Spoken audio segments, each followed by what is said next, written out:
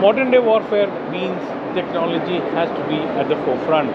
And that's why we are here at NewSpace, and we have with us Ramit Arora, who's going to be explaining about the new technologies that have been developed to help the Indian Army and anybody else who could be looking at using technology in the future warfare.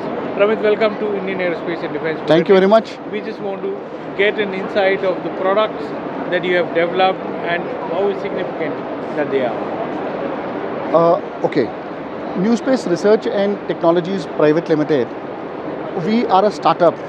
We are a startup, a deep tech startup, and we are working in the domain of unmanned systems. We are also making the AI as well as the hardware.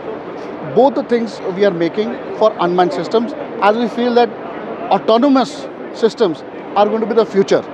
So that is what we are working on for the last about 4 years. In this small time, we have done a lot of effort, work in different products. I'll just walk you through the products. As you can see, we are working on from 50 kilometers to about 500 kilometers. That is the, if you see on the bottom, that is the range, and if you see on the y-axis, that is the altitude. And altitude we are working off up to 55,000 feet. Now we have got a swarm of drones which we made. That, in fact, there was a competition run by the Air Force, Meher Baba prize competition, and we were winners of that competition for swarm architecture.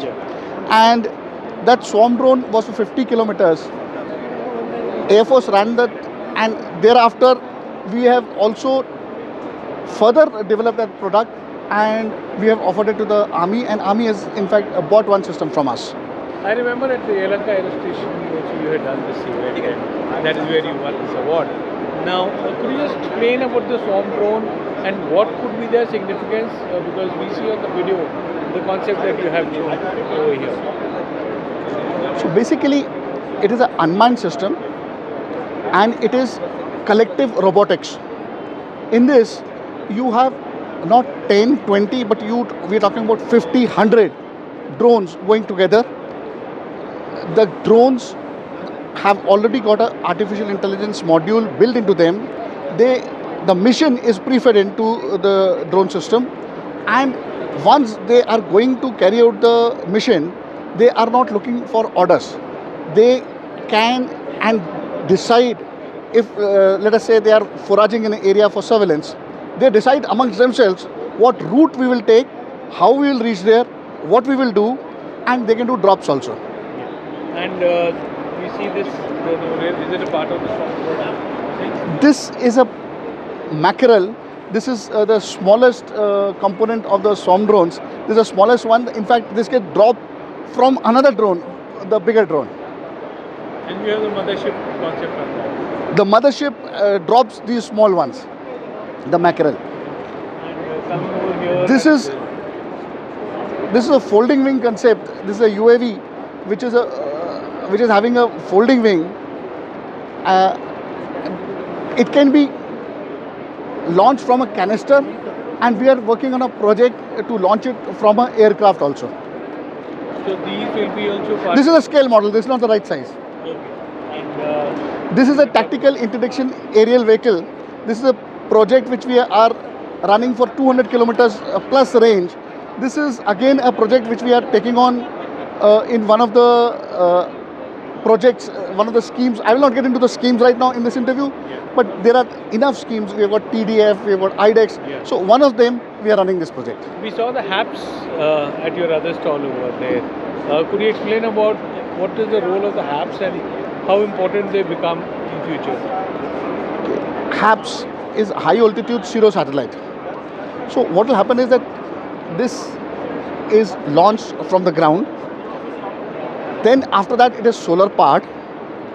The batteries are run by solar power. It goes into near space at around, let us say, 55,000 feet altitude, and there it remains for 60 days to 90 days continuously. These two things will give us tremendous, the users it is upon the users to exploit this. We are just making a platform, and the users have got a lot of scope for employing it in different fields, from telecommunications to surveillance to maritime reconnaissance. So Ramit, this is very interesting narration from your side. But given the fact that this is something which is of key strategic defense applications, how have you been taking it forward with the forces? And apart from that, are there any queries which have come during this show from other countries? In fact, we have got about 15 to 20 projects which we are taking on with the forces. These projects are at different stages. Some are at the information stage, some are at the RFP stage. One we have already, we are undergoing a delivery. So at different stage, this is a pipeline. This pipeline, the defense acquisition process is a very complex one. The pipeline can run from 3 years to 5 years. You have to be here in this, for defense acquisitions, you have to be here for the long term.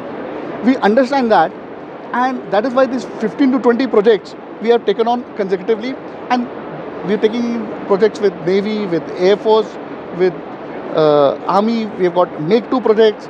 Then we got into EP projects, that is the emergency procurement. So one thing is very good which is happening. The government and the forces, that is the services, are taking out so many different ways to buy that it has opened up a big area where the industry can step in.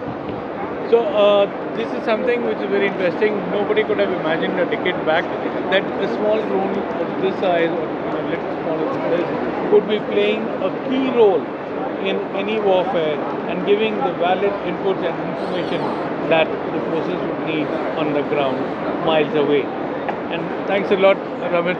It was a pleasure talking to you. Thank you very much. This is Vijay Grover on behalf of Indian Aerospace and Defense with Vaibhav Agarwal.